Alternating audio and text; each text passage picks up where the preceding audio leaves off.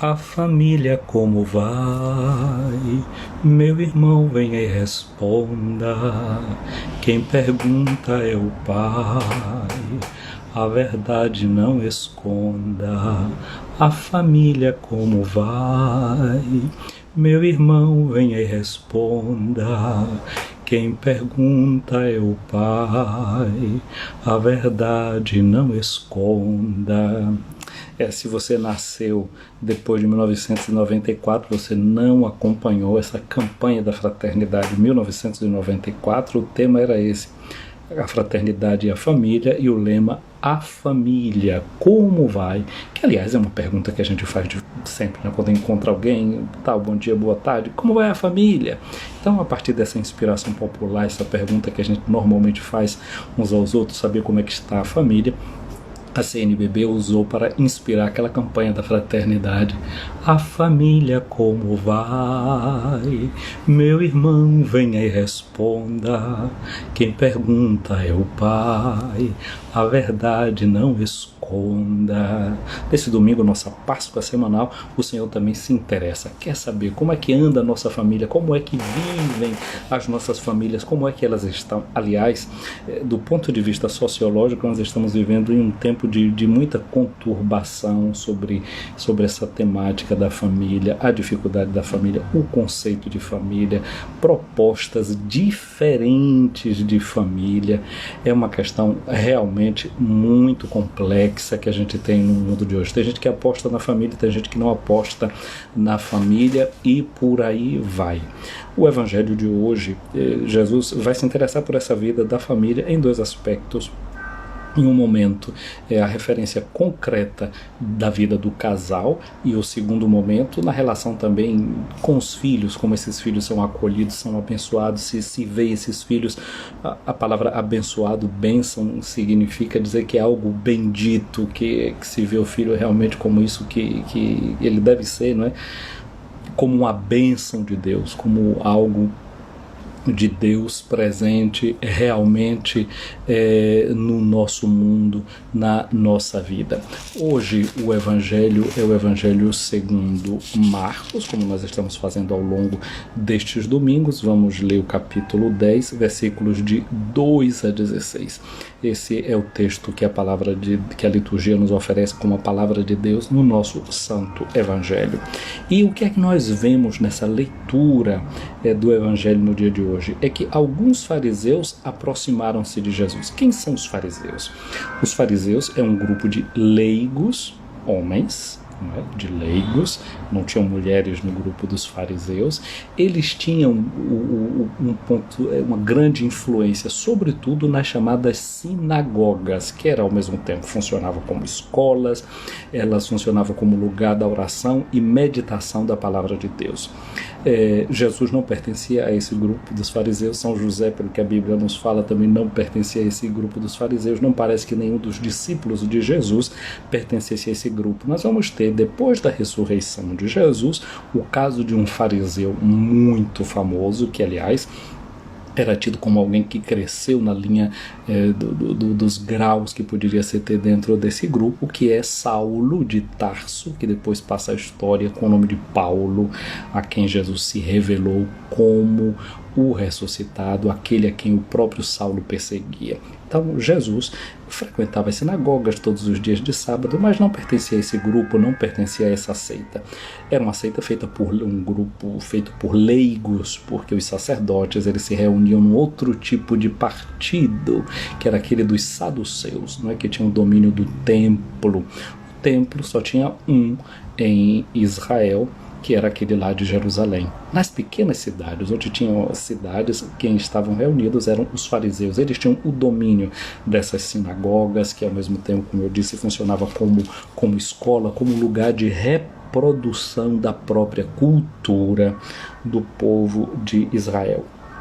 Marcos diz que esse grupo, não é, de fariseus, esses fariseus se aproximaram de Jesus para pô-lo à prova. pôr alguém à prova, a gente pode mudar esse verbo provar por um outro verbo, que é o verbo tentar. E aí a gente sabe quem é que o Evangelho apresenta como tentador de Jesus. Aquela experiência que Jesus fez no deserto durante 40 dias, 40 noites de jejum, ele foi tentado por Satanás. Portanto, aqui a gente está vendo que esse grupo de gente religiosa, gente que até controlava as sinagogas, que lia muito a palavra de Deus, o Evangelho vê como eles se posicionam na vida de Jesus como tentadores, como pessoas que se opõem a Jesus, que estão ali sempre fazendo cilada para Jesus. Usam o nome de Deus, seguramente, é gente que pratica a religião, certamente. Agora, é bom a gente notar também e não olhar para esses fariseus com os preconceitos que nós temos no dia de hoje. Aqui de trás do Evangelho tem realmente uma polêmica, não é? Se sabe que os fariseus tomaram a decisão de expulsar das sinagogas os cristãos. Então se ressente no Evangelho também essa tensão que houve no meio da comunidade, essa dissensão entre os judeus e os cristãos do primeiro momento. Mas nós vemos que Jesus, quando é convidado por fariseus, ele vai à casa deles. Jesus tem uma relação de comunicação com eles. Tanto é também que vai às sinagogas, participa dos cultos no dia de sábado, pronuncia seus ensinamentos dentro da sinagoga. Mas os cristãos não deixam de ver que existe essa tensão aqui entre Jesus e eles. E aqui agora, qual é a questão que vai ser colocada em cena? Eles vão colocar a prova, Jesus a prova, sobre o quê? Eles perguntaram se era permitido ao homem divorciar-se de sua mulher. Então, esse é um tema da chamada halaká. A halaká significa questões práticas da ética, não é, do comportamento humano. Então levam para Jesus essa questão ética, essa questão de comportamento humano em relação ao próprio casamento. Então a pergunta que eles fazem é essa: se é permitido ao homem divorciar-se, ou seja, se é lícito, se é de acordo com a lei, o aspecto legal, não é, aqui o homem separar-se da sua mulher, se divorciar da sua mulher. Jesus, então, usa da linguagem deles, fazendo também uma pergunta para eles. Jesus perguntou: o que Moisés vos ordenou? Aqui, portanto, Jesus pergunta o que é que Moisés ordena, qual é a ordem que Moisés dá. Estão querendo saber se é permitido ou não. Jesus pergunta o que é que Moisés diz na lei. No livro do Deuteronômio, no capítulo 24, nós vamos ver que ali está escrito sobre essa questão do divórcio. Se um homem toma uma mulher, se casa com ela, e esta depois não lhe agrada porque descobriu nela algo inconveniente, ele lhe escreverá um atestado de divórcio e assim despedirá a mulher.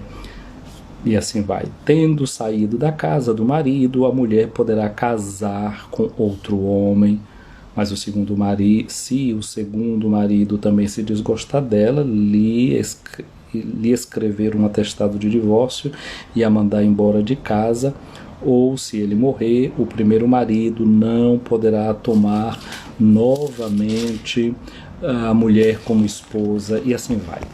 Isso é o que está escrito na lei. Jesus pergunta para eles o que foi que Moisés disse na lei. Eles responderam: Moisés permitiu escrever uma certidão de divórcio e despedi-la. Esse texto que eu acabei de ler para você. O que acontecia é que havia formas diferentes de interpretar essa lei. Havia um grupo mais conservador, da chamada escola de Shammai, que eles eram muito duros nesse sentido, dizia, de interpretar a lei, dizendo que ao homem era lícito divorciar-se da mulher somente em caso de adultério. Tinha uma outra escola, que era a escola de Hillel, que era mais liberal, etc. Eles achavam que qualquer outro motivo poderia ser encontrado. Por exemplo, tinha gente que dizia: não, mas se a mulher, por exemplo, faz mal a comida, então o marido tem direito disso. E havia um terceiro grupo que ainda dizia: mas se o homem se encantar por uma outra mulher, ele também pode deixar a sua mulher e se casar com uma outra. Esse é o fato. Então eles aqui querem saber de Jesus. Qual é a posição de Jesus em relação a isso? É Jesus, depois que escutou a resposta que os fariseus deram, que era permitido dar a carta do divórcio e despedi-la, Jesus então disse: foi por causa da dureza de vosso coração que Moisés vos escreveu este mandamento. Por causa da dureza do vosso coração. Não esqueçamos aqui o seguinte: essa lei que é dada por Moisés para escrever um atestado de divórcio é uma lei que protege a mulher. Protege a mulher porque se a mulher saísse de casa sem nenhuma prova escrita de que o marido a estava deixando, ela estava se divorciando dela, poderia acontecer que essa mulher um dia fosse levada ao tribunal e fosse julgada pelo crime de prostituição. Vocês se lembram, na Bíblia a gente lê sempre durante o tempo da Quaresma aquela famosa história de Susana, que foi caluniada e levada ao tribunal por velhos que queriam se envolver com ela e ela resistiu, foi levada ao tribunal. O tribunal era feito por homens, não é? Então os comparsas que ali estavam, eles encontraram forma de se colocarem de acordo e um tribunal podia sempre ser comprado. A Bíblia traz experiência disso. Jezabel, que comprou o tribunal da cidade para que fosse vendida a vinha de Nabote ao seu marido, foi levado, inventou-se uma calúnia. Então Moisés, quando diz que a mulher, então, para sair de casa, ela deve ter com ela um atestado na mão, dizendo que ela estava sendo deixada pelo marido, que era um divórcio, a mulher estava sendo, portanto, defendida disso que Jesus chama a dureza do coração do homem. Porque o homem, com a sua mentalidade machista, poderia justamente: agora me interesso por uma outra mulher, por qualquer motivo, deixava a sua mulher e se interessando por uma outra, depois ele poderia levantar calúnias diante de um tribunal. A mulher, portanto, é defendida. Mas a pergunta agora de Jesus é essa: ele sai do plano da lei para entrar agora no plano da criação. Existe uma lei que está inscrita no coração do ser humano. Esta lei que está no coração do ser humano, essa lei que Deus colocou em cada uma e cada um de nós no momento da nossa criação. E aí, para essa lei que Jesus vai, não aquela lei que está escrita nas pedras, não é? Da dureza da pedra, do coração humano, mas Jesus vai agora em busca dessa lei original. Foi por causa da dureza do vosso coração que Moisés escreveu este mandamento. No entanto, desde o começo da criação, Deus os fez homem e mulher. A primeira leitura fala justamente disso hoje, a leitura do livro do Gênesis, que conta da criação, que Deus viu que o homem precisava de uma ajuda. Foram criados todos os animais e não tinha ninguém, nada ali que se equiparasse àquela ajuda de que o homem tinha necessidade. Então Deus manda um grande sono, cria da sua costela a mulher, do seu lado ele tira a mulher. Então tirar do lado é dar alguém que lhe é equiparada, que é recebida como uma companheira. Só nesse ser que dele tem semelhança é que o homem vai encontrar alguém que pode lhe completar. Então aqui essa separação interessante, que a palavra sexo significa aquilo que está dividido. A humanidade então se encontra dividida em homem e em mulher. Então, dividida. O que é o projeto do matrimônio? Jesus vai dizer: por isso o homem deixará seu pai e sua mãe, e os dois serão uma só carne. Assim não são dois, mas uma só carne. Então o homem que é dividido na criação, que não é criado completo, que precisa dos seres criados para ser ajudado, para poder viver, necessita também dessa vida compartilhada com uma mulher, com um ser humano que é também a ele semelhante. Então aqui a gente vê, não é, a humanidade se encarna como homem e como mulher. Esse é o modo de existir dos seres humanos. Só temos essas duas formas de existir. Ou você nasce homem ou você nasce mulher. É assim que somos criados. E o projeto de Deus agora é que esse ser que na criação é criado separado, por um projeto de Deus também é chamado a se reunificar. E aquele ser que é criado dividido, na vida a dois, no matrimônio, Por isso, a palavra cônjuge não é quem se casa com uma outra pessoa, eles são conjugados, eles são unidos por meio do matrimônio e deixam de ser dois para se tornarem assim uma só carne, e diz Jesus, portanto, que Deus uniu, o homem não separe. Então esse é o projeto de Deus, esse é o projeto inicial. Mas esse projeto de Deus, que é projeto de amor, o amor não é simplesmente possuir o outro ou ter o outro como alguém que satisfaz as minhas necessidades, que eu não sei viver sem o outro. O amor à luz da palavra de Deus é quando eu justamente sei me doar ao outro para que ele viva, para que ele possa ter vida em plenitude. Assim nos diz a primeira carta de São João, no capítulo 4, versículo 12. Se amarmos uns aos outros, Deus em nós há de estar, e o seu amor em nós se aperfeiçoará.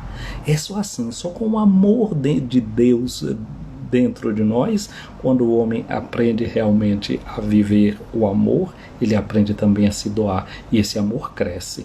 Esse amor que está presente em um faz crescer o outro. Mas nós vimos aqui que os fariseus tinham dificuldade de entender essa palavra que estava na Escritura, essa palavra que Jesus ajuda a entender desde a criação. Mas os discípulos também tinham dificuldade de entender isso. E quando chegaram em casa, eles novamente perguntaram sobre o mesmo assunto e Jesus respondeu para eles: quem se divorcia de sua mulher e se casar com outra, cometerá adultério contra a primeira. E se a mulher se divorciar de seu marido e casar com outro, cometerá adultério.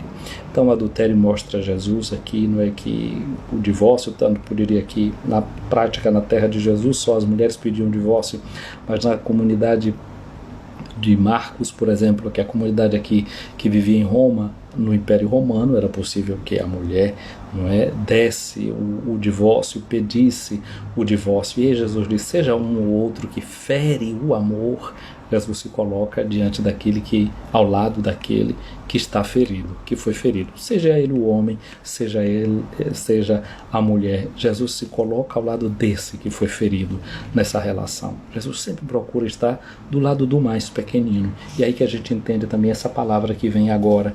Traziam muitas crianças, aí aquilo que eu dizia no início, né? Hoje a família vem representada seja pelo casal, que é a origem de uma vida familiar, e o fruto da vida familiar, que são os filhos. Traziam crianças para que Jesus as tocasse, mas os discípulos as repreendiam, e vendo isso Jesus ficou aborrecido e disse para eles: deixai vir as minhas crianças, não as proibais, porque o reino dos céus, porque o reino de Deus é dos que são como elas. Em verdade vos digo, quem não receber o reino de Deus como uma criança, não entrará nele. E ele abraçava as crianças e as abençoava, impondo-lhes as mãos. Hoje queremos pedir a Ti, Jesus, que abençoe as nossas crianças, que abençoe os frutos destes casais que se unem em matrimônio, como diz o Salmo, que são como rebentos de oliveira em volta da mesa. Tu que pudeste viver a alegria de um lar que não foi ferido, de um lar que viveu na fidelidade. Olha para muitas pessoas. Estamos em uma cultura que muitas vezes não valoriza a vida da família, ou que pensa que pode facilitar toda a linguagem, achando que as pessoas podem passar de uma relação para outra, e tudo às vezes no mundo da internet, no mundo das novelas e dos filmes, parece tão simples refazer uma vida, refazer uma relação, quando em vez uma família que se quebra, uma relação que arrebenta, deixa a gente ferida. Deixa ferida a mulher, deixa ferida o marido, deixam feridos os filhos. Ajuda-nos a compreender essas feridas. E hoje vem com a Tua mão que toca, que cura e que reorienta os nossos corações, tocar em cada um e cada um de nós. Olha também aquelas famílias onde irmãos se desencontram. Olha para a nossa família, com as nossas necessidades, com as nossas feridas, com as nossas quedas. Ajuda-nos com a graça do Teu amor. Amém. Minha amiga, meu amigo, quero desejar para você um domingo abençoado. O Senhor esteja acima de ti, para te proteger à tua frente, para te guiar atrás de ti, para te defender ao teu lado, para te abençoar, para te acompanhar dentro de ti, para te abençoar. Que a bênção de Deus Todo-Poderoso, Pai, Filho e Espírito Santo desça sobre ti e permaneça para sempre. Nesse domingo eu quero saudar a Bia Cláudia aqui acompanhando a nossa transmissão, Moura Rafa, bom dia, Padre Juarez, Vânio Brito, Mima Costa e aos seus pais aí podem estar nos acompanhando, Joelma Andrade, Leudes Martins, um abraço para você, boa celebração. Tayane, um abraço para você também, um abraço para a Genilza Lisboa, um abraço para a Natália Mercedes, para a Islan Welber, para Ivone, um abraço para ti, para a Meire Moreninha, bom dia. Também para Ana Maria Barreto, para Janaína Brito, para Everilda Menezes e Fernanda Mendes, abraço para Geralda Lima, um abraço para Rosa Santos, um abraço para Roberta e Rose Santos aí, Souza em Amargosa, para Almir Alves, um abraço aqui também, depois aqui de Almir Alves, quem foi que eu encontrei? Leo Passos, um abraço para você, para Solange Reinhardt, para Maria Aline, para Cleo Lima, um abraço para Sônia Santos e Carla Nessa, um abraço para Mari Caldas, bom domingo, para o Frevander também, um abraço para Will Oliveira e Patrícia Schindler. Solange está pedindo aqui, reze por minha filha, faz 13 anos de casamento, que Deus abençoe esses belos 13 anos de casamento de sua filha, né? Deus os conserve nesse amor que os uniu. Um abraço para a Eliane, aqui em Feira de Santana, um abraço para o Sérgio, aí também acompanhando essa transmissão de hoje. E a Solange lembra também, não é, a filha chama-se Renata e o esposo Mateus, não é? Mateus significa dom de Deus, Renata renascida, que de fato nesse renascimento que é o matrimônio, eles vivam realmente como isso que é, um dom de Deus. Abraço também para o Padre Tiago, chegando aqui agora nessa nossa transmissão. Vou salvar a live por aqui, você curte e eu vou depois salvá-la lá no YouTube e no Facebook. Um abraço grande para vocês, um domingo abençoado.